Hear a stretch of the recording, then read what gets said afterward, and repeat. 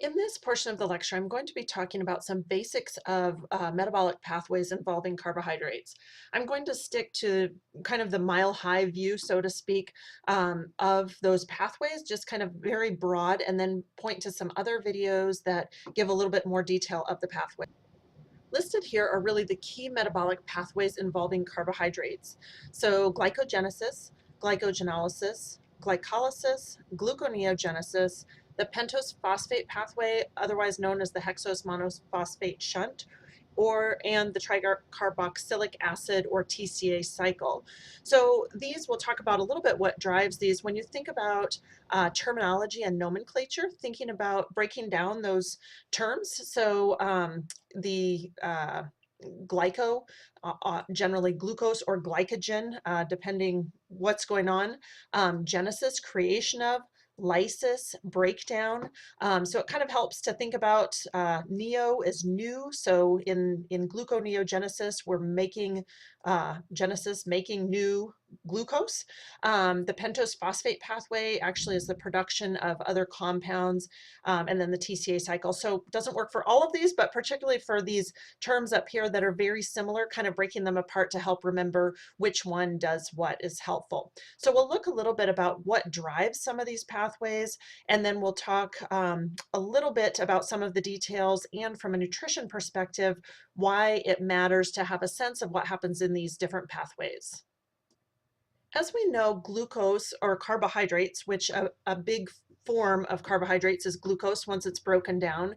Remember, we break down in digestion primarily to monosaccharides, and glucose is the most abundant of those monosaccharides.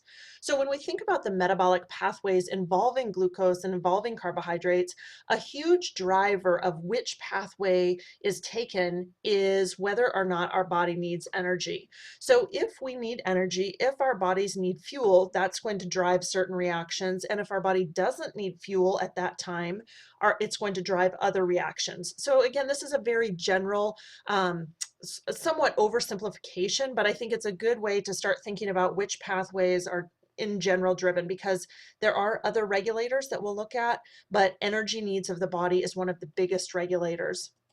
So when we start and think, does our body need energy? If the answer is yes, then we say, is there a monosaccharide fuel source present? So that monosaccharide fuel source could be glucose, galactose, or fructose. Those are really our three primary substrates that go through these metabolic pathways. And again, glucose being the most significant, the most abundant of those. So if indeed that we do have a monosaccharide fuel available, then yes is the answer, and we can go to glycolysis or the TCA cycle. So we'll look at details of that. Glycolysis is a really important metabolic pathway for carbohydrates, for glucose. So some things will also start through the glycolytic pathway, and then they can kind of take different directions. We'll look at that. But glycolysis is that first step of glucose metabolism. And then the TCA cycle eventually, and there's actually then goes on to electron transport chain, but that TCA cycle is that intermediate step that if we need energy, glucose will go through that pathway. If we do not need energy, or excuse me, if there's not a monosaccharide fuel present, so we go this side of the pathway, then our body either has to figure out how to make some new glucose with that gluconeogenesis from a non-carbohydrate source, or glycogenolysis breaks down glycogen stores. And remember, glycogen is the storage form of carbohydrates in our body. We have a fairly limited capacity to store glycogen, but we do store that in the liver and in our muscle tissue, primarily the liver. So if we need fuel, if we need carbohydrate fuel, glucose fuel, and our body doesn't have a substrate available, so maybe we haven't eaten for a period of time, that sort of thing, it's not readily available, it needs to tap into one of these other sources if it needs glucose for energy.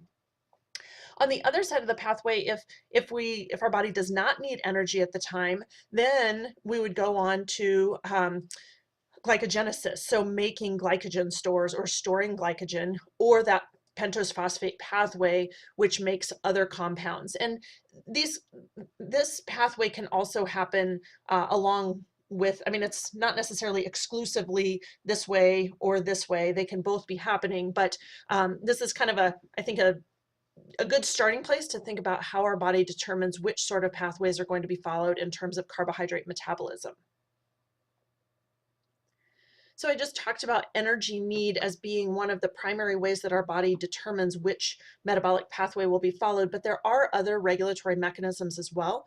So there's allosteric enzyme modulation, which essentially is different states of the body, really the cell, that drive reactions one way or the other, or make an enzyme stimulate a reaction to occur. So some of it has to do with depending on how much of a particular substrate is present or not present, because that kind of tells us what the body needs. Covalent regulation, genetic regulation, and then these directional shifts in reversible reactions, so making it go one way versus the other way. So a variety of regulatory mechanisms in addition to just simply does our body need energy, but again, that energy needs is a key aspect of it. This is, excuse me, a image of glycolysis from your text, and I realize it's small on the screen. We'll look at a couple aspects of it. One thing that I want, so this goes through each of the different steps, but I wanted to draw attention to a couple of aspects. One is this area of glucose 6-phosphate, or that particular aspect of the reaction. Oops, excuse me. Glucose 6-phosphate aspect of the reaction.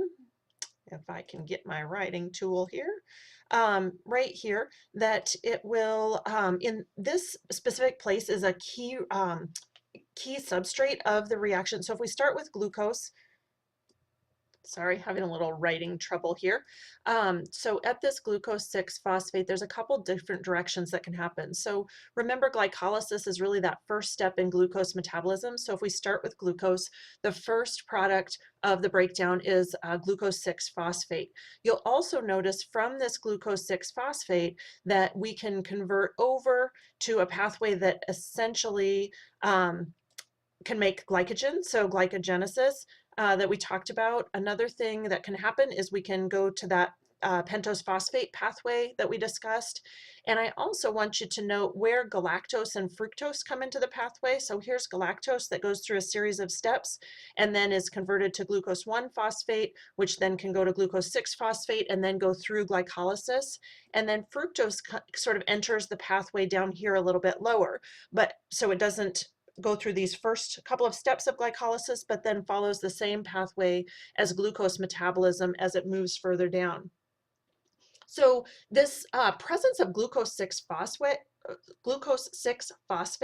is essentially it's one of those substrate level regulatory steps, because if there's a lot of glucose 6-phosphate, then that's going to drive different reactions. That's going to drive more, for example, storage of glucose in the form of glycogen, versus if there's not very much glucose 6-phosphate, then that's going to more go in, go down glycolysis to metabolize glucose so that it can go through the Krebs cycle and potentially the electron transport chain, which generates a lot of ATP. So this first step of glycolysis generates a very small amount of ATP, but it's the first step in the process that allows for eventual ATP production. I just talked about that substrate level regulation, but there are many other types of regulations or regulatory pathways or compounds. For example, with glycogenolysis, that pathway is enhanced by things like glucagon or catecholamines like epinephrine and norepinephrine, which kind of makes sense. Again, if we stop and think about what our body's needs are, if we're under stress, for example, physical stress or even mental stress, this happens as well, can happen, that epinephrine and norepinephrine are released, which, remember, those are kind of our fight or flight hormones.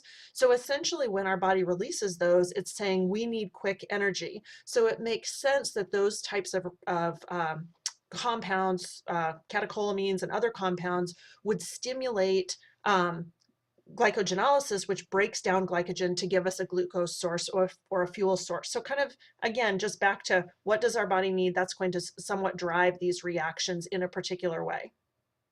This is an image of the steps in the Krebs cycle. So again, this up at the top, remember from glycolysis, the end product really from glycolysis is pyruvate. So that's what a molecule of glucose gives us, two pyruvates actually. So this is showing one of those pyruvates going through the process to go through the Krebs cycle, which is going to give us some additional ATP and give products that then are available to go through the electron transport chain.